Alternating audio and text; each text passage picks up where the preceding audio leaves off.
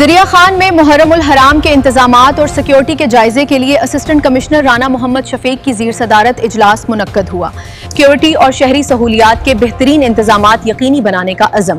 تفصیلات کے لیے رپورٹ دیکھیے سید مطیع اللہ شاہ گیلانی کی یہ رپورٹ۔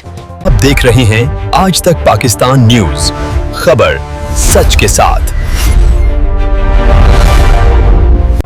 محرم الحرام کے دوران امن و امان کے قیام کے لیے تمام ادارے متحرک، عوامی تعاون ناگزیر قرار۔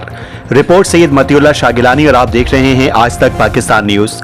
دریا خان میں محرم الحرام کے دوران امن و امان، سیکیورٹی اور شہری سہولیات کی فراہمی کو یقینی بنانے کے لیے اسسٹنٹ کمشنر رانا محمد شفیق کی زیر صدارت اہم اجلاس منعقد ہوا۔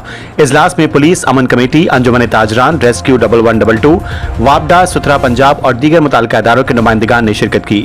شرکا نے محرم الحرام کے دوران امن و امان کے قیام اور عزاداروں کو محفوظ ماحول فراہم کرنے کے لیے مشترکہ حکمت عملی پر تبادلہ خیال کیا۔ اسسٹنٹ کمشنر رانا محمد شفیق نے کہا کہ محرم الحرام کے دوران امن و امان کا قیام ضلع انتظامیہ کی اولین ترجیح ہے۔ انہوں نے ہدایت کی کہ جلوسوں اور مجالس کے راستوں پر صفائی ستھرائی، بجلی، پانی اور دیگر سہولیات کی بلا تعطل فراہمی یقینی بنائی جائے۔ ایس ڈی پی او اعظم خان نے کہا کہ سیکیورٹی کے فول پروف انتظامات کیے جا رہے ہیں، جبکہ تمام مجالس اور جلوسوں کی کڑی نگرانی کی جائے گی۔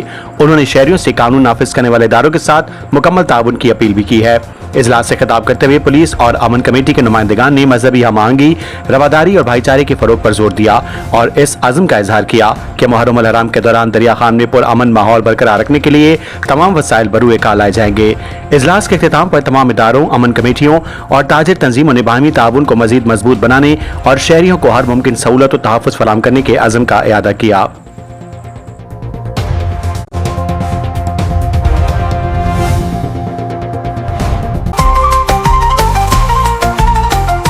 آج تک پاکستان نیوز، خبر سچ کے ساتھ۔